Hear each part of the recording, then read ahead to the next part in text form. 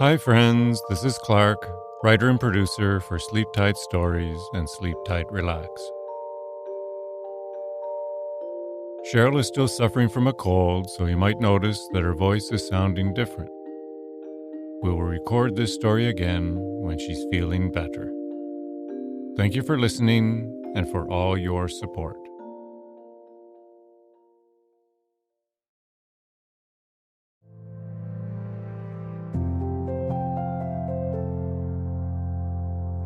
Hello, I'm Sheryl, and this is Sleep Tight Relax, a calming bedtime podcast for the young and young at heart. It's time to get cozy in bed and listen to tonight's story. Our sleep story tonight is part 2 of the Magic Soap Bubble. Ned has enjoyed his time so far in the land of the gnomes. He has seen some amazing things and eaten some amazing cake. The only problem is that when Ned drank the watermelon juice and ate the cake, it changed him in a way that he thinks cannot be undone. Ned didn't realize that eating the cake would make this happen, and now he has no idea how to change it back. The gnome has an idea, so they are heading out to see if they can find the solution. If you are laying down warm and secure in your bed, let's start with taking some deep belly breaths. If you aren't in bed yet, or maybe you are just taking some time to relax, that is okay too. Take a slow, deep breath in through your nose, as big a breath as you can, and as slowly as you can. Then slowly let the air out through your mouth. Try it again. Take a deep breath in, and let the air slowly flow out. Take a deep breath in, and now out. If you haven't already, consider closing your eyes, or you can look at a spot above you. Imagine you are lying on a fluffy white cloud. It lifts you off the ground and into the sky. You are free to float and relax. Let your body sink into the cloud. As you imagine yourself floating, continue to take deep belly breaths. If a worry comes into your mind, just let it float away like all the clouds that are surrounding you. Continue using your imagination like this as long as you like, as we continue with part 2 of the Magic Soap Bubble.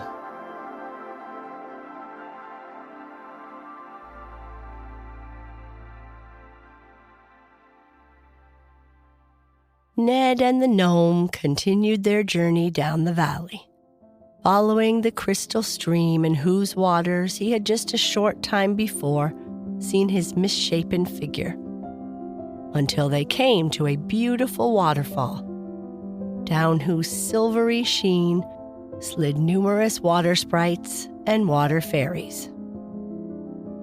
"Over yonder," exclaimed the gnome, "lives the fairy of the lake. She brews a magic liquid from checkerberries, which, I am told, if you drink only a thimbleful, will enable you to regain your natural shape. There she goes now, over the bridge, on some such errand, I dare say." Ned watched the fairy stepping across the silver network which hung above the miniature Niagara that he could have easily spanned with a single step. Gathering up a handful of berries, he followed her, not listening to the gnome's remark that she would probably prefer to pick them herself, and almost stepping on some of the fairies who were blowing about in the long grass like the flowers they represented. He threw the berries in a heap at the door of her castle. It was indeed a most beautiful little palace, made of brilliant crystals. It sparkled in the sun like a rainbow. Inside it was even more exquisite, for all her little subjects, the flower fairies and the woodland fairies, had adorned it with many lovely things. Ned stooped over and peeked in at the doorway. There was a bright light inside, which came from a little star suspended from the ceiling, the crystal walls on all sides reflecting the light with great brilliancy. Here and there were draped beautiful laces, no doubt spun by the spiders kept by the fairies for that purpose. "Come," said the gnome, somewhat impatiently, as Ned's curiosity still held him at the little castle's doorway. "Come away, or else the queen will not return. How is she going to enter if you block her entrance?" Following his advice, Ned withdrew some little distance and stood watching the happy scene around him. Hundreds of insects were flying about, and large winged butterflies fluttered over the flowers. On some he noticed tiny figures, and others with blades of grass tied around the necks of robins, bluebirds, and golden orioles were also flying about in midair, while some sailed on the silver backs of fishes or floated in shells upon the water near his feet. "Look!" cried the gnome suddenly. "Here she comes!" A half-horse chestnut, with rose-leaf cushions mounted on 4 ivy-berry wheels and with 4 shining beetles for horses, came driving up from the waterfall. Leaning back in her carriage sat the queen fairy, fanning her face with a fly's wing.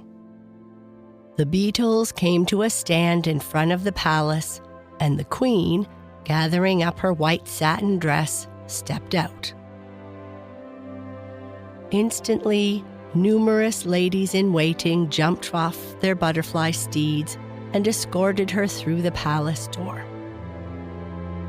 Ned cautiously peeked in again.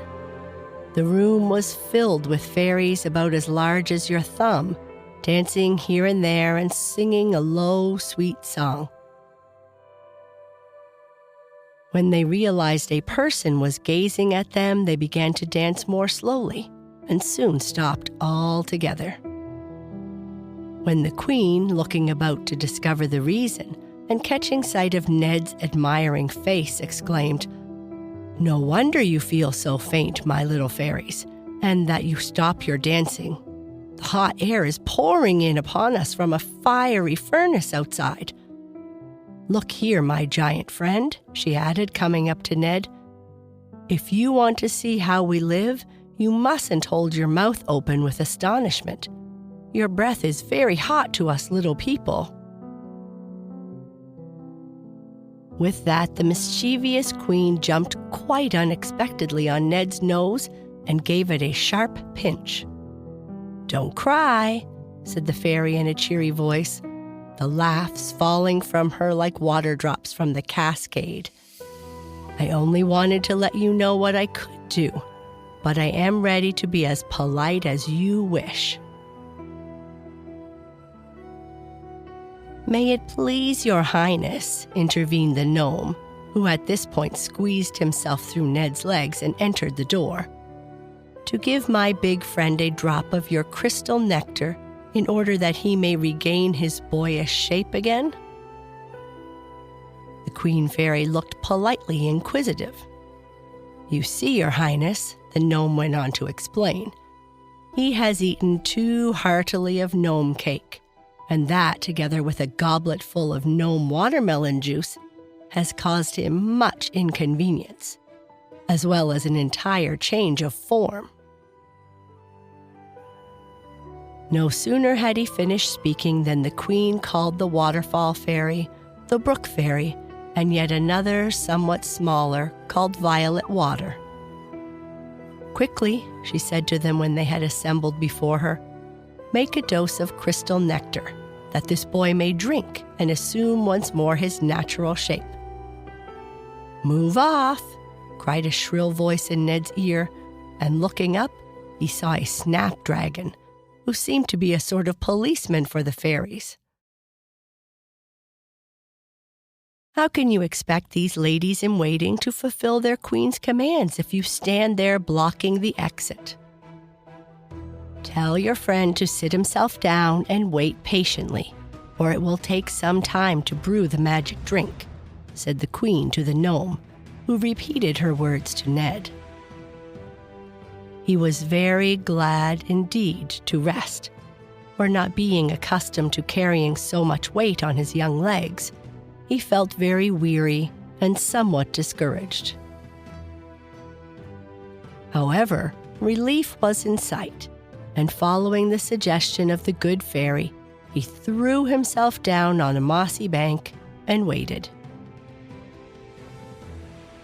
Before long, the three fairies returned, bearing between them a lily filled with white liquid.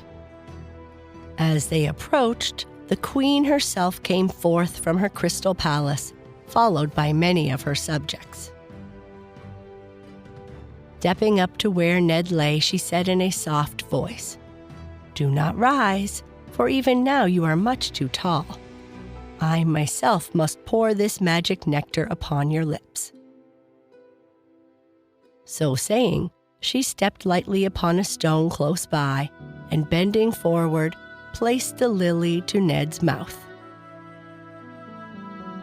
The next moment, he felt a strange sensation running through him, and looking down at his hands and feet, was delighted to see that they were becoming smaller and smaller.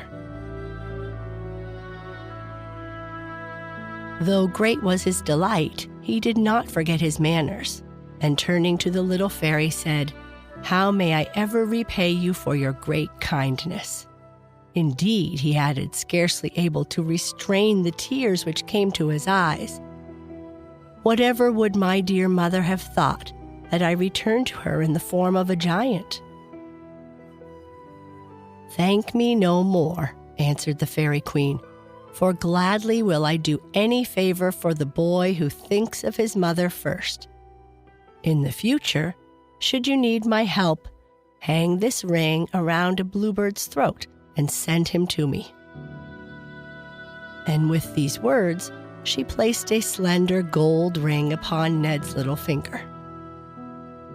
"But how will I catch the bird?" asked Ned, his curiosity aroused before he had time to think of thanking Her Small Highness. "Whistle 3 times upon a blade of grass," she answered, "and the bird will fly to you. Then place the ring around his neck and bid him go quickly to the fairy queen of the lake." During all this time, Ned had been growing smaller and smaller. He had almost forgot this when his little friend the gnome exclaimed, "There, you are your own self again." At which Ned turned to the queen, and after thanking her again, ran quickly to the brook to assure himself that such was the case. So, bidding farewell to his kind friend, the fairy queen, and her 3 ladies-in-waiting, he accompanied the gnome down the valley. After a while, the gnome turned to Ned and said, "I must leave you for a while, but with the fairy queen's magic ring upon your finger, you will be safe from harm. Self-reliance is what all boys should practice. Therefore, travel for a few days alone. At the end of that time, I will join you."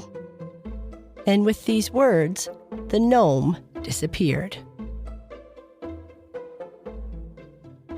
For a moment, Ned felt a wild desire to call him back, but with a shrug of his shoulder, he put away the thought and bravely set out in search of further adventure.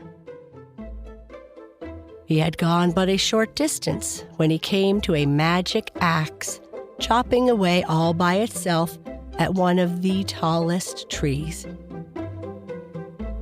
"Good morning, Miss Axe," he said. "Doesn't it tire you to be chopping away all alone there at that old tree?" "Not at all, my son.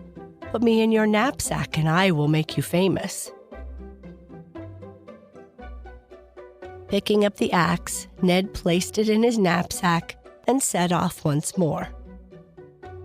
After a while, he came to a place where the road was hollowed out of a mass of solid rock. And here in the distance, he heard a sharp noise like that of iron striking against stone. "Some giant must be breaking rocks away up there," he said to himself, and climbed up the mountain. When he reached the top of the high rock, he found a magic pickaxe, all alone by itself, digging away at the hard stone as if it were soft clay. Every time that wonderful pickaxe struck a blow, it went more than a foot into the rock. "Good morning, Miss Pickaxe," said Ned. "Doesn't it tire you to be digging alone out here, hollowing away at that old rock?" "Not at all, my little man. Put me in your knapsack and I will make you famous." Ned picked up the pickaxe and placing it in his knapsack, again he went on. After a while, he came to a brook, which he followed up the hillside. The farther he went, the smaller it grew, until finally it ended in a little nutshell, from which this tiny stream began its journey down the mountain. "Good morning, Miss Spring," said Ned. "Doesn't it tire you to be gushing away all alone by yourself in your little corner?" "Indeed it does, my little man. Put me in your knapsack and I will make you famous." Ned picked up the little nutshell and plugged it up with moss, placed it carefully in his knapsack with the magic axe and the magic pickaxe. After some time, he came to a king's palace. Now, although it was a magnificent palace, everyone living there looked perfectly miserable. For one morning, without the least warning, an immense oak tree had sprung up with leaves and branches so thick that they shut out all the sun from all the windows, making the castle as dark as night. Of course, in those days there was no gas and electricity, and although the king had commanded that candles be made as high as barber poles, they spluttered and often went out when the wind blew. All the woodcutters in the kingdom had tried to cut down this tree, but its bark was so tough that it turned the edge of every axe. And for every branch that was cut off, 2 instantly grew in its place. At last, the king had offered 3 bags of gold to anyone who would rid him of this troublesome oak tree. Now, this was not the only trouble that bothered the poor king. For although the surrounding country was rich in springs and brooks, the royal gardens were dry as the Sahara Desert. And although the king had also promised 3 bags of gold to anyone who would dig a well, no one had yet been able to dig deeper than a foot, as the palace was built on a rock of solid granite. Each day the king grew more angry, but of course that did no good. At last, calling a poet of his kingdom, he asked him what should be done. Running his fingers through his long curly hair, Poet thought a while. Then, summoning the royal carpenter, ordered him to make an immense sign, on which, when finished, the the wise poet printed. To him who cuts my oak tree down, I'll give him 3 bags of gold. But he who fails shall give his life and help the king's plan unfold. But what good will that poem do? Asked the king. It will keep your royal highness from being irritated by this endless sound of chop, chop, chop, replied the poet. I believe every man in your kingdom has had a hack at the tree. Now, whoever reads this sign will first make sure his axe is a good one.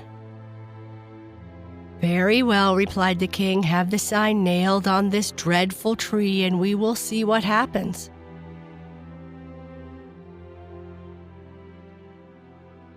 As soon as Ned arrived at the castle, he bowed politely to the king, who happened to be standing nearby with all his courtiers. Ha ha ha, laughed the king as Ned read the sign.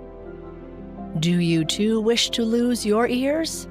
At which all the courtiers laughed heartily. The first time in many months that anybody in the castle had laughed, or even smiled for that matter. I can but try, answered Ned bravely, and opening his knapsack, took out his magic axe. Standing it up with the handle leaning against the enchanted tree, he stepped back a few feet and shouted, "Chop, chop, chop!" At once, the axe began to chop, now right, now left, and up and down. And in an incredibly short time, that immense tree was cut to bits. It took only a quarter of an hour, and yet there was such a huge pile of wood that the whole court needed nothing else to burn for a whole year. But when Ned asked the king for the 3 bags of gold, the stingy old monarch said, "Before I give you the reward, you must perform another task." "What is it?" asked Ned. "You must dig me a well so I may have plenty of water," answered the king. And that is the end of this part. Good night. Sleep tight.